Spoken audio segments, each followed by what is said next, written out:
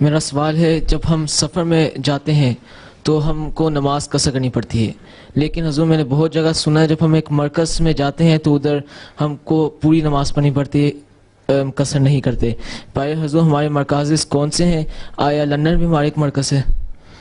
بات یہ ہے کہ جب بھی سفر میں جاتے ہو تم نے اگر اپنی نماز پڑھنی ہے تم قصر کرو گے، چاہے وہ تم یہاں لندن میں آتے ہو تب بھی، لیکن یہاں آ کے تم کیونکہ امام کے پیچھے نماز پڑھ رہے ہو، امام پوری نماز پڑھا رہا ہے اس لیے پوری پڑھتے ہو، کوئی شرط نہیں ہے۔ جب تم مسافر ہو تو یہاں بھی قصر کر سکتے ہو اگر اپنی پڑھ رہے تو۔ سمجھ آئی؟ ٹھیک ہے، جی۔ چلو۔ اور اس خلیفہ ثانی نے بعض وقت قادیان میں بعض لوگ آتے تھے پوچھتے تھے، انہوں نے کہا تم قادیان میں بھی پڑھ سکتے ہو قصر، لیکن اپنی پڑھ، اگر تم نے مردوں نے تو نماز با جماعت پڑھنی ہے، اس لیے مجبوری ہے پوری پڑھنی ہے۔ اگر اپنے امام کے پیچھے پڑھ رہے ہو، کہیں لیٹ ہو گئے ہو تو تم قصر کرنا چاہو تو کر سکتے ہو۔